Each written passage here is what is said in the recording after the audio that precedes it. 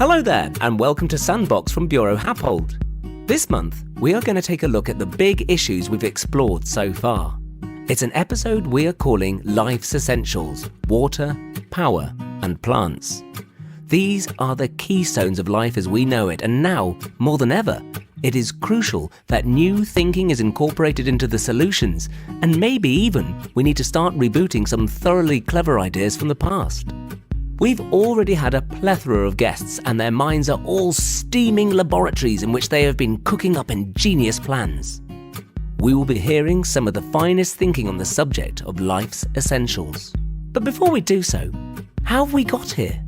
History, they say, is written by the winners, but when it comes to the future of the planet, we can't be messing around. Whether it's protecting our freshwater supplies, preserving biodiversity so our grandkids know what a tiger is, or embracing renewable energy before the planet decides it's had enough of fossil fuels, there's a lot on the line. Inaction is just not an option. So where does that leave us to ensure our future isn't one big oops? So let's dive in, laugh a little, learn a lot, and try to figure out how not to ruin the only planet we've got. Over the last 3 episodes, our experts have given fascinating insights into why we are where we are today regarding water, energy, and biodiversity in cities. Industrial culture became more and more dependent on coal. It was coal that fueled the Industrial Revolution.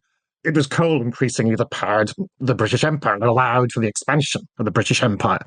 And the empire's rulers were very aware of that fact. They were very aware of the relationship between physical power, if you like, energy, the stuff that we burn, and political power. They needed sources of energy. They needed all that nice, lovely black coal from the South Wales coalfields in order to expand, in order to keep the empire running.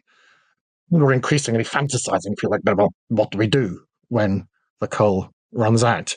Electricity was very often their answer. Of course, as it turned out, there was oil that powered the 20th century, 3rd or 4th or 5th industrial revolution. And it's that focus on single sources of energy, really, that I think to a large degree has brought us to the interesting place we're at now. That's a fascinating idea, actually, that we tend to think of the Industrial Revolution. You're there talking about there being 3, 4 or 5. That's absolutely fascinating. And I'll be honest, not a point I've ever considered before. Ben, you're obviously very invested in this topic. So we've now got, I guess, less than 30 years in order to redesign that into something that moves us away from fossil fuels and towards renewables. That is the big challenge, isn't it? And I think, as we said, coal fueled the Industrial Revolution, and the UK and the US, I guess, benefited from that. And then it moved to oil in the Middle East. As well as the quality, water really needs to fall into the right place as well, where it's being collected and where you can actually keep it and use it for our cities and for the environment as well. It's having reservoirs in the right location if we're looking at water reservoirs, but it's also having our sustainable urban drainage systems so that we're infiltrating water back into our groundwater systems. With the amount of urbanization we have, it really restricts water from infiltrating into the ground, which is the way water would have flowed in the future. We do get a lot of our water from groundwater. Historically, we have.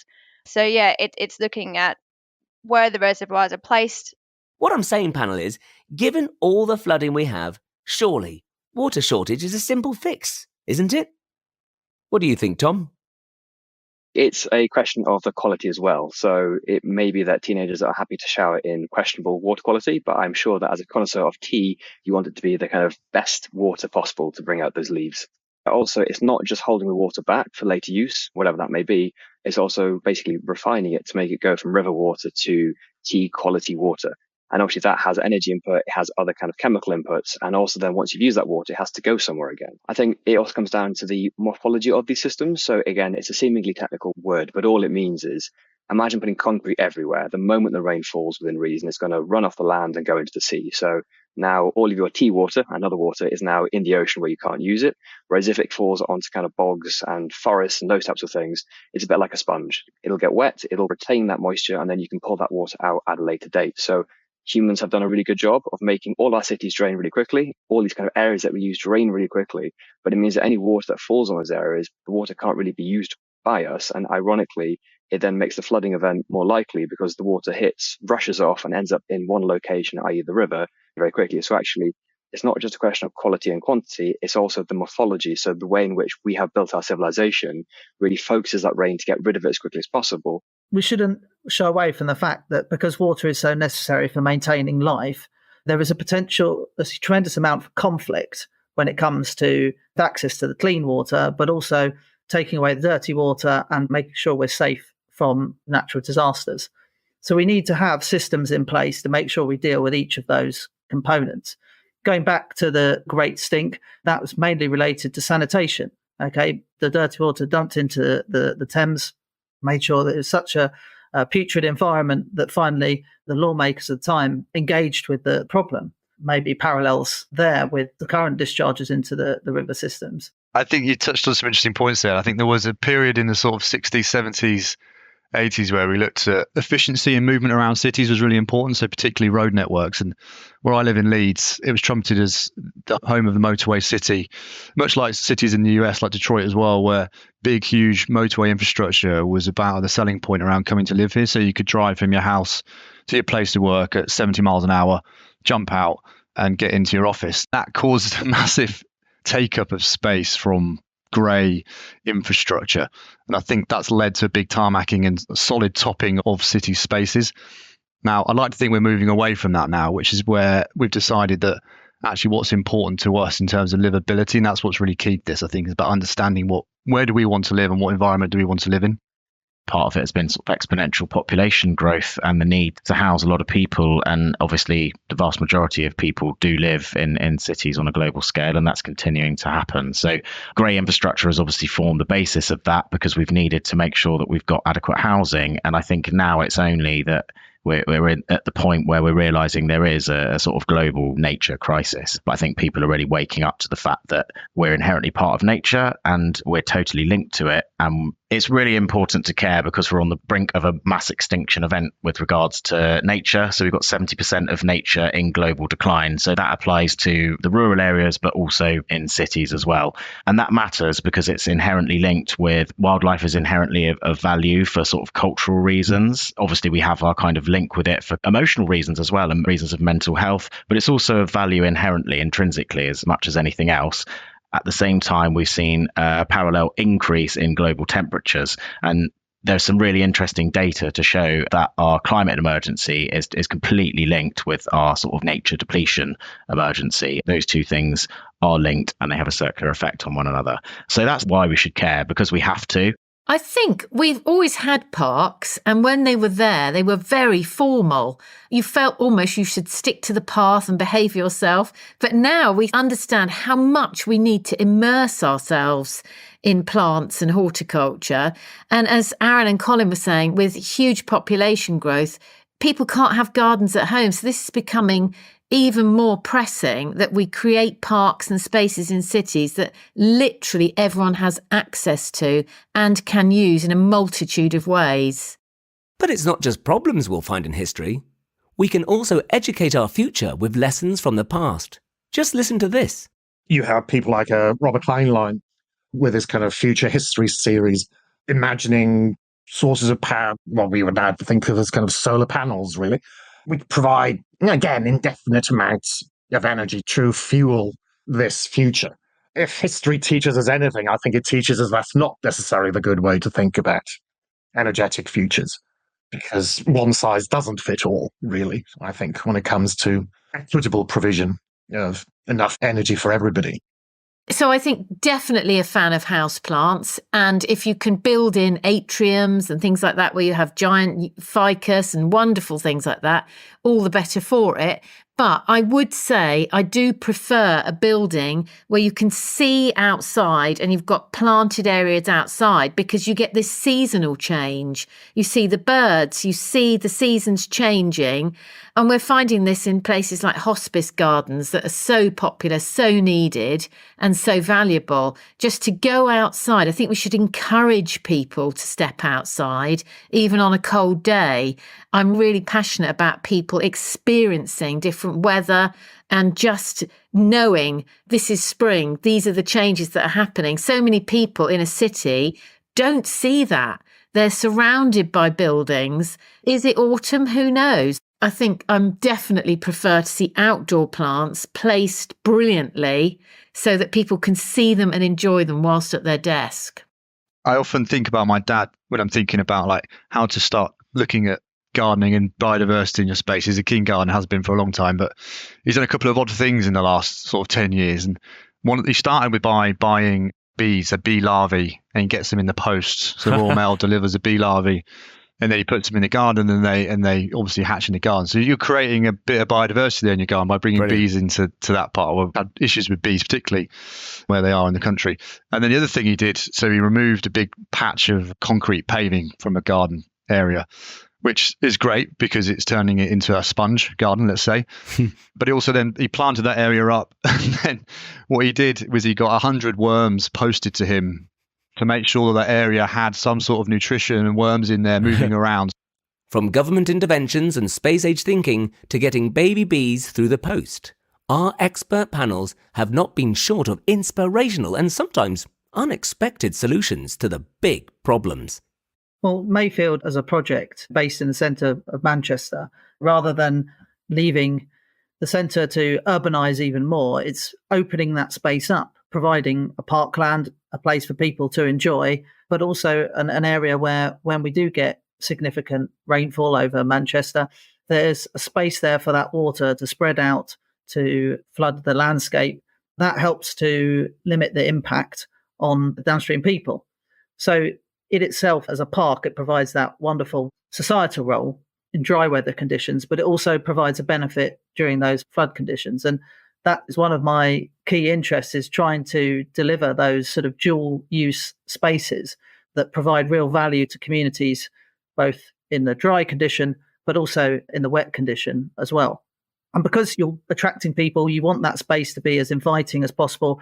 Open up green spaces, grass, lawns, places for people to sit, picnic, etc. It needs to be a nice environment, and people don't want to be sat next to the water if that water quality is poor. So it's about making sure that you're putting in the right measures to make sure that that water environment is as nice and enjoyable and as available to people to use as possible. Thank you very much. And talk about new and exciting, although my brother's a Tottenham Hotspur fan, so he'll be appalled that I'm bringing this up willingly. But Arsenal's stadium, I believe, Duncan, you know quite a bit about this. The benefit of a stadium is you have this very large roof. So with our reasonably regular rainfall here in the UK, there's an opportunity there to capture water. Even very small amounts of rainfall, when magnified over such a large roof area, can produce a significant volume. That water can be collected, stored down within a stadium. There is lots of space underneath the stands. You can put in place the storage required to capture this water, and then that water can be filtered, treated, so it's available for reuse. And one of the big water demands in a stadium, although it's quite intermittent, of course, is the flushing of toilets, usually pre-game, half-time, and at the end, a big rush to the gents or the ladies. I think the answer is not one source of energy. It is going to be a combination of sources and technologies that is going to get us to where we are planning to get to in 50 to 100 years. We're going to need solar, we're going to need wind and hydrogen to some extent. And for each industry, different kind of resources will be needed. Current review of where we are against our targets, it shows significant investment needed for wind power to feed into our electricity infrastructure.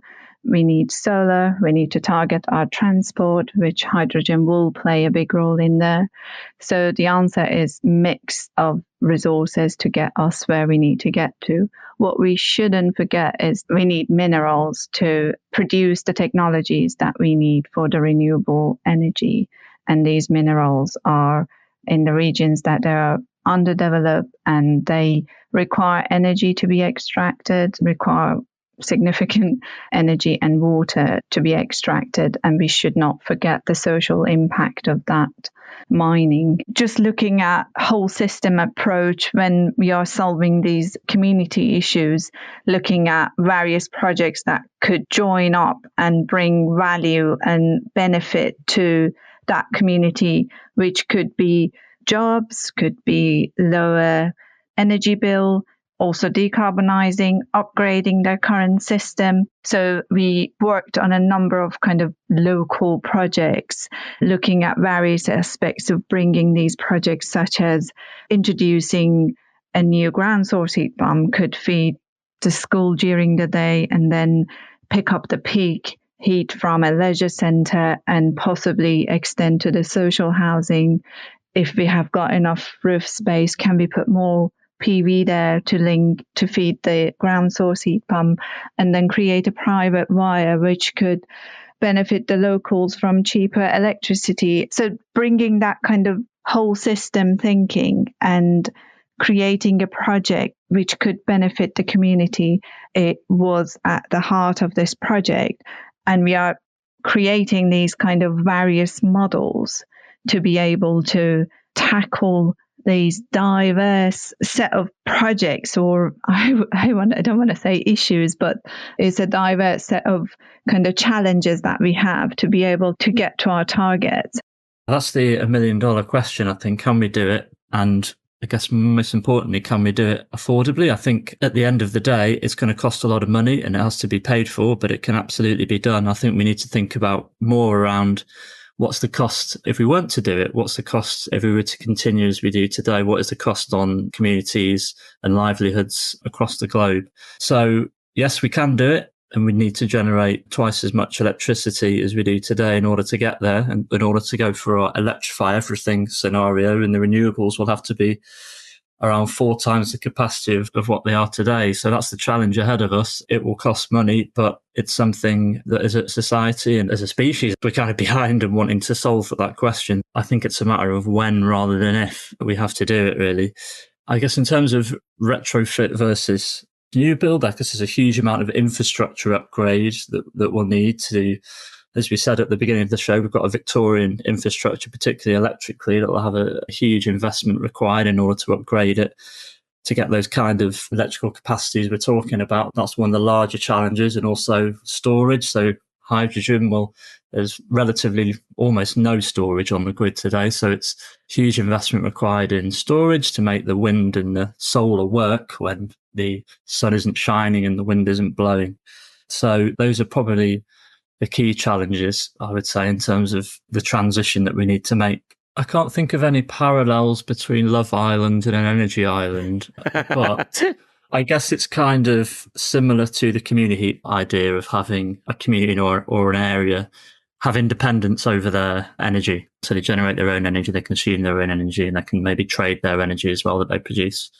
So it's that idea of independence rather than reliance on your kind of traditional gas-powered or nuclear-powered power station. So in terms of the future, I guess, yeah, I still believe that the Electrify everything answer is the right one. And I think that's where it will go. I mean, it's already cheaper to build a wind farm or a solar farm than it is to build another gas-fired power station. So in our kind of market that's driven by economics, I think it will drive itself. So I think that will happen.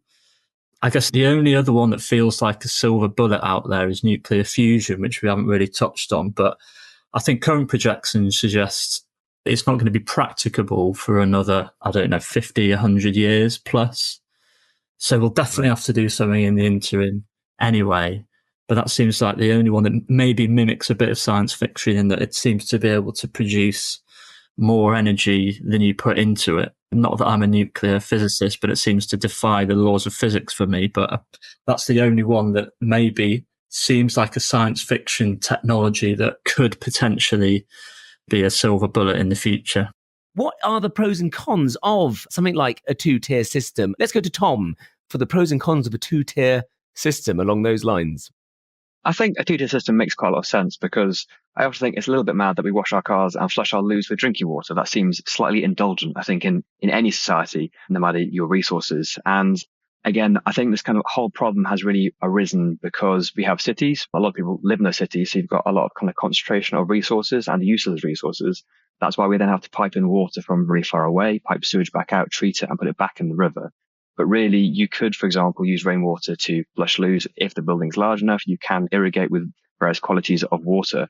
And there isn't the necessity to have all water be the grade of drinking water. But obviously, there's then economies of scale, which I'm sure Duncan and Louise will touch upon. No one solution can fix all the problems. And I think this is why it's quite a difficult subject. And again, a terrible analogy that I've seen to now use for years because I haven't ever replaced it is that water quality seems to be a little bit like happiness. Kind of everyone knows what it means to them, but the definition on what those variables are is really different depending on use case. Now, if you're irrigating crops, that's very different from brushing your teeth or making tea. But it really should be that we're using water at the point we're using it rather than by default just shipping it around the country. Because again, with climate change, we're going to see 30% wetter winters, 60% drier summers.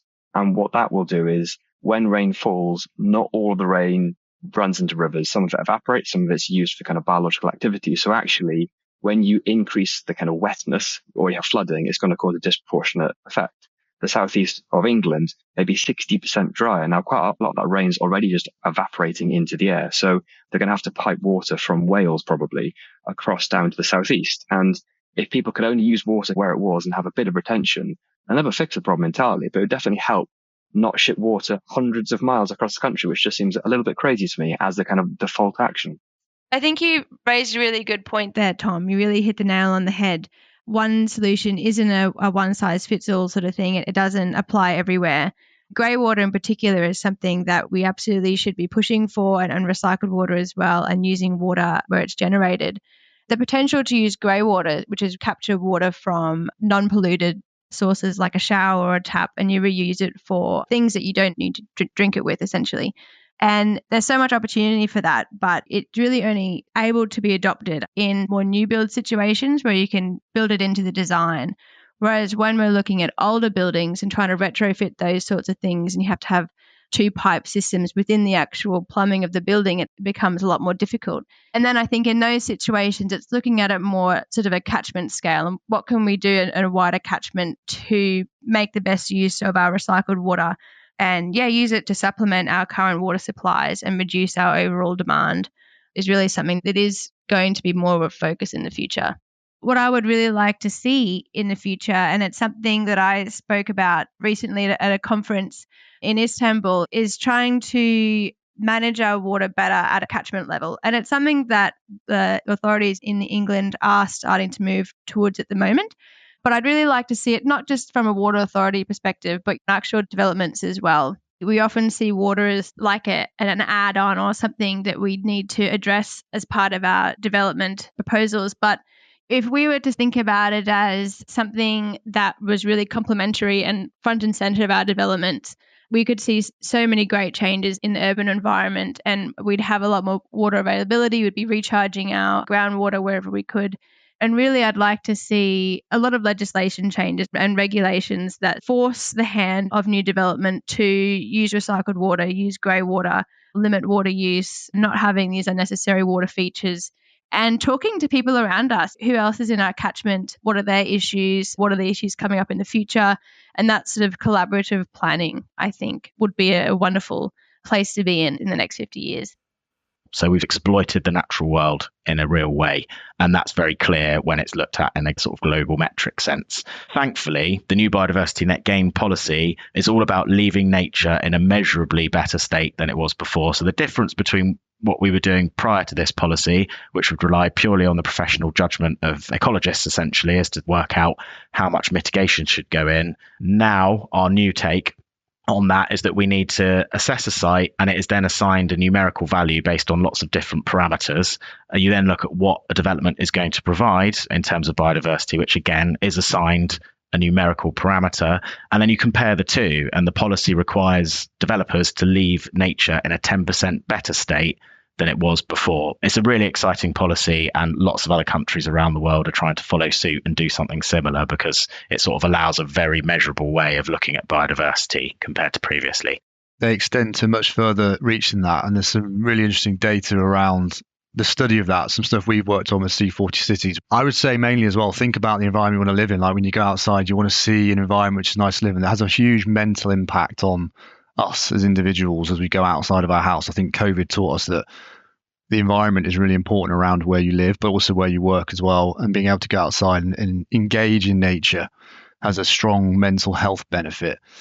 There are also huge physical benefits, human benefits as well around engaging and being next to nature. So air quality improves around green infrastructure, The urban heat island effect is reduced around green and blue infrastructure. When we talk about blue infrastructure, that's rivers and ponds and lakes and that sort of thing.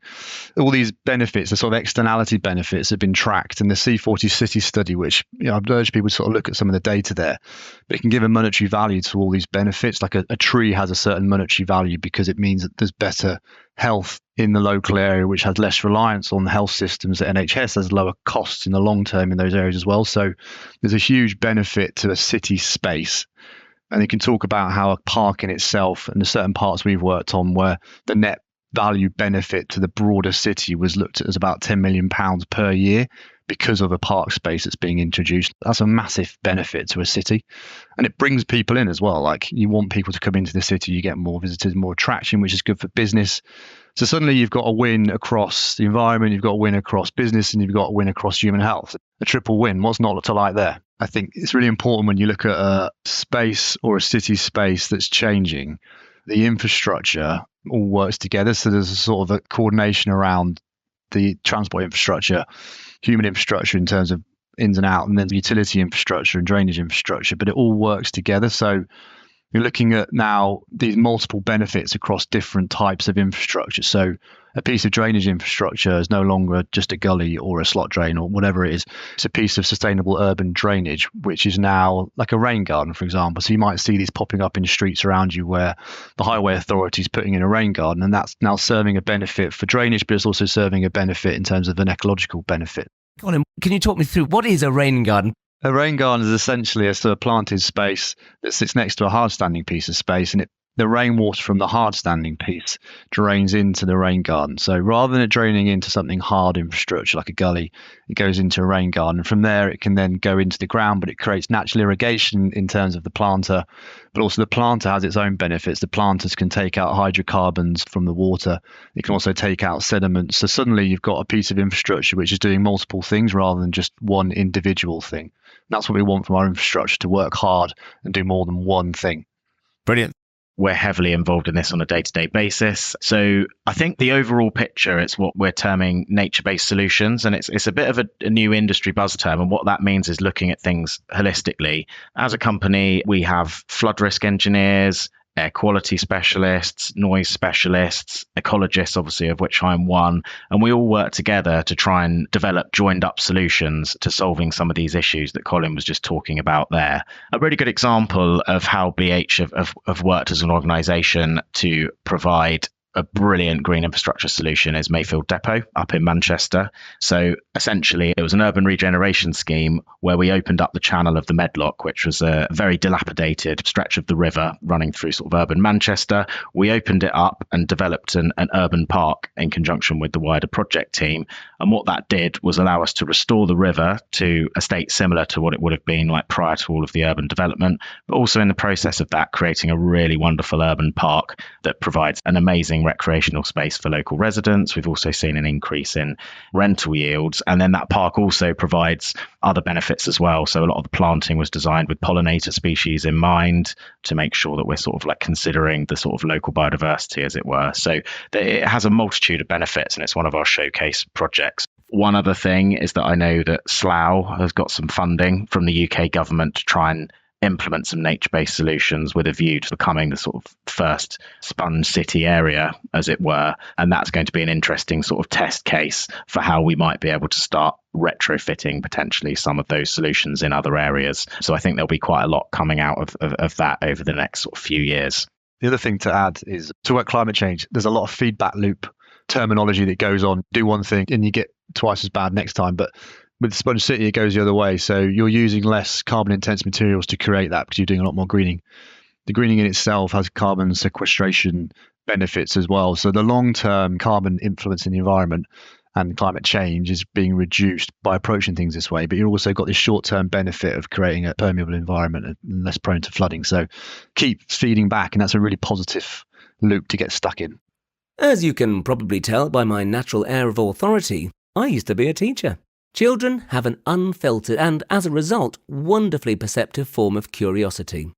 Over the course of my teaching career, I've been asked many questions that have had me scrambling for the internet. Questions such as, why is water wet? Or, where does the moon go during the day? Curiosity is something we need to keep cultivating as adults. We need to keep asking questions and questing for answers. So it is fitting how, over the course of the 3 Sandbox episodes, there have been recurring calls from our experts across all the subjects for more education, education, education, and embedding these skills and the application of them in the school curriculum from an early age. Educate yourself, understand how much water you are using and what particular things are using the most water. Talk to your friends about it and educate other people about it.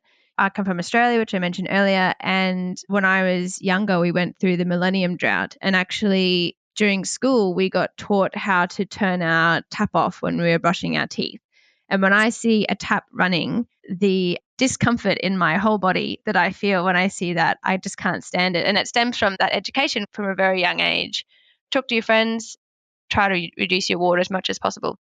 It will become a really important career opportunity, and then they will in turn continue the work that we're doing now, and they'll know so much more, and our cities will be well cared for, and right plant, right place is what I'd like to see. I don't want to see a dead tree in a landscape because it wasn't the right plant in the first place. So knowledge about what should grow where, why it will grow there would be absolutely wonderful. So lots of healthy looking plants with young people looking after them and enjoying the spaces. Worst case scenario would be lots of dead and dying trees and shrubs, no insects, no one sitting on the lawn, all just perched on concrete or sitting on hot plastic benches, and with very little seasonal change and very little food that's seasonal. I think it's all about, for me, education. I have learned so much since I started hosting this podcast. For example, I was fascinated by Duncan Kerr-Reid in episode 1 talking about managing water the way we manage our finances, calling for a water version of Martin Lewis. Ewan Morris explaining that solar power is a Victorian vision, and of course Colin in episode 2 revealing that you can order bees and worms through the post. What an eye-opener that was. I know now what to get all my relatives for Christmas. And with that, we make a beeline to the role of the individual. There's nothing little old you and me can do, is there, dear listener? Why should I, for instance, be cultivating a garden to encourage growing a buddleia for the butterflies when my neighbour is hoovering their newly installed plastic lawn? We should never forget the power of the individual and local community action.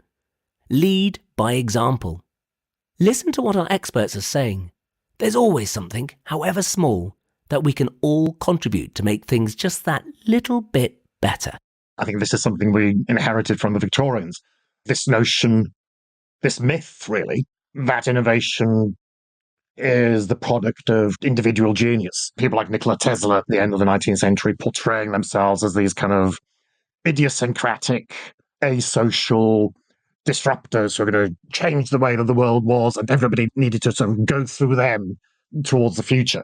And in a lot of ways, that's very much where we tend to think about innovation now, but it has to involve disruption, it has to involve radical change.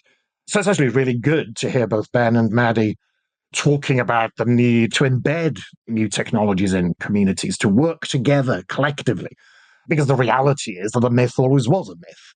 It takes huge collective effort to energize the world, and to do that successfully in the future. I mean, we have to organize together. We have to think seriously about what different communities' energy needs are, how that can be achieved in ways that work for them, as opposed to ways that work for self-identified disruptors, so to speak. We incentivize ourselves to do things rather than imagine that, oh yes, it's somebody else's job. Some other great innovator is going to come along and solve the future for us. Well, they're not. It's not in their capacity to do that. We can only create equitable energy futures ourselves for ourselves. Could I harvest more efficiently now the rain that's falling onto my roof, almost like rainfall flannels rather than solar panels? We all understand the idea of a water butt. A water butt is effectively rainwater harvesting, and we do it on a small scale in our gardens. But you can scale that principle up. For very large buildings, we're talking things like warehouses or even stadia, which have huge roofs, where you get an opportunity to capture the water that falls on those, collect that water and store it. And unlike the water butt I said earlier, we do need to treat it to stop some of that sludge that comes in to our water butts. We don't want that in our buildings. But we can then use that water for the non-potable uses that we've been talking about, normally flushing toilets or other non-potable uses like washing external areas or landscaping, etc. So it's all about trying to maximize the amount of water you can capture. If you've got a very big roof, then yes, I definitely recommend it. Perfection is the enemy of doing, and even just having a water butt, it's kind of low tech, it's old tech, but it does actually just retain water. It's not thrilling and exciting, and it hasn't got a screen showing you how much money you've saved, but it does actually make a material impact. And just scaling whatever solution you have for water retention, whether it be a really big water garden, a small water butt, it all actually makes a difference. And some utilities are actually paying for homeowners to install water butts because it helps them and it helps the burden on everyone else. So I would say doing anything is a positive, and please don't be deadlocked into doing nothing because it isn't new, it isn't exciting. Because again, as you said, Andy, part of the sewer network in the Thames was built kind of hundreds of years ago, and that still works really nicely. So it doesn't need to be new to be exciting, positive. So there we have it. We individuals have more agency than we think. And the more active we are as individuals, the more, it would seem, we can come together as communities to effect ever greater change. It's a really good point. I think it's very much a shared responsibility. And I think it's both what you can do as a person, but also your understanding about how these things can change. And I think really good evidence recently of that is the public's dislike of the state of the rivers caused pressure on politicians, which then caused pressure on utilities. And then again, a lot of money became available to make these interventions. A lot of these interventions will cost a lot of resources. So it's important that people understand that. You can, for example, buy showers that will reuse the shower water that you use. So that will save on the energy of heating water. And also it'll be a kind of closed grey water system. We've touched upon what you can do with gardens. Again, it doesn't affect this country, but when you look more widely, if you buy a cotton t-shirt, it takes the same amount of water to make that. So like growing the cotton, refining, all those things, as would support a human for 2.5 years of drinking water. So when you buy a cotton t-shirt, you basically bought almost 3 years worth of drinking water. So it's weird how complex this is, but by the public understanding that having cups of tea is perfectly fine, whereas using vast amounts of water during a drought to water your lawn is probably not the best thing to do. But also putting pressure on your politicians and policymakers is a really positive thing, because unless they know it's important to you, the general population, myself included in that, we won't make the big changes that we need because it goes beyond the kind of budget of any one of us. It has to be shared as a kind of, this is something we want to do as a society. It's important to all of us. And therefore we will redivert some of the nation's funds towards it. But on a personal level, basically don't go for fast fashion, reuse clothes, have slightly shorter showers, think about your gardening habits because that will probably use a lot more water than you realize. In terms of electrification, one project that kind of springs to mind, I guess, is the Community Heat project. So that's a kind of innovative demonstrator, if you like, to look at an off-gas grid community. It was in Barkham in Sussex. And we did a piece in combination with UKPN, who own all the electrical infrastructure in that region in most of London, and Avesco, who are a community energy organisation. And it was basically to take that community of housing and say, how could we fully electrify that and remove it from oil? So it was quite an interesting kind of digital twin we created of that town, and effectively looking at a whole gamut of things from upgrading the fabric to putting in heat pumps to PV, solar panels to wind, and basically modelling that to show that it could happen. And it's kind of also to demonstrate that kind of community-led approach as well, because it's very difficult, if you take a row of houses, terraced houses, for example, if they're going to all do things individually, it's going to happen very gradually and very piecemeal. And there's actually real benefit and economy of scale to a whole community doing a thing together and doing an energy, kind of taking the energy transition into their own hands and owning that asset. Because if you sat a community, which is what we were kind of looking at, if you sat a community next to the experts, next to the engineers, next to the guys that own the infrastructure, and help them get the funding and help them with the technical aspects of the job, you could actually save them money, you could give them energy security, you could pull that community together. So there's a whole bunch of benefits and co-benefits to having an approach like that. As kind of a demonstrator, I think Barkham were a nice kind of case study because they were a nice size and they're kind of off the gas grid, so you can kind of draw a line around that community quite easily. And the community were engaged, so they were asked whether they want to participate in that as an exercise. And there was plenty of positive feedback. Some people weren't interested or didn't want to get involved. That's fine. But there was a lot of people that were interested. And it gains momentum then if you get a lot of people on board. So yeah, that was absolutely a kind of demonstrator of how you could do it. Community gardens that people are looking after probably spawned out of the guerrilla gardening that was quite a rage, and it still is. I've just been up in Birmingham by the NEC, and there was a whole strip of planting between the two carriageways, some beautiful salvias all the way along. And you just think, I know what those plants are, and I know they've been planted there on purpose. And that gives me such joy that someone's actually decided this is worth planting up. And it really does make a difference. There's so many things going on also when it comes to design. We've got some exceptional garden designers in this country, and they showcase their work at places like RHS Chelsea Flower Show. And that's where really innovative, exciting ideas can be found on a small scale that hopefully will be drip fed into the cities soon, and with the help of this biodiversity net gain. But I think from a horticulturalist point of view, what's so good about the net gain is that they are actually building in a 30-year maintenance requirement for spaces, which I think is so important.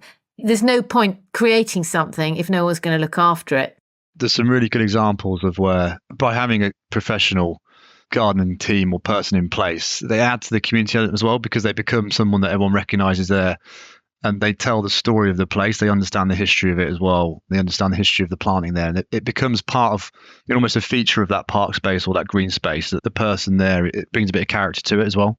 I think the same goes with, as per the climate emergency, where every little makes a difference in terms of how much carbon we're using and how much we're doing to offset that. The same applies to nature. So as Tamsin said, I totally agree. I think people inspiring each other to consider how nature affects them, planting things on their balcony, in their garden, on a small scale is going to make a big difference. So I think the individual has a lot of collective power to make a real difference, especially in a city context where, obviously, as we're saying, a lot of it is largely grey infrastructure. So if you've got individuals that are looking after their green spaces and improving them, that's only going to spread out and fan out and be very much positive.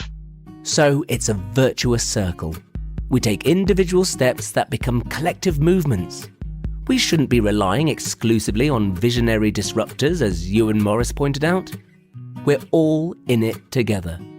It is also down to us as individuals and neighbourhoods and communities, and of course politicians, local authorities, engineers, architects, developers, indeed a whole gamut of collaborators working towards a holistic vision of the future. With ingenious future thinking and repurposing of the past, we might not be too late. Indeed, Bureau Happold itself has set out a clear route map to net zero carbon by 2030, which you can read all about on our website. Biodiversity net gain is a genuinely exciting stride in the right direction, and the nature positive is gaining more awareness with the goal of ensuring more nature in the world in 2030 than in 2020, and continued recovery after that. And then there's water management, the absolute essence of all life, supporting our health, the environment and food production. So, if we all keep pulling together, the future could be far rosier than we sometimes dare to dream.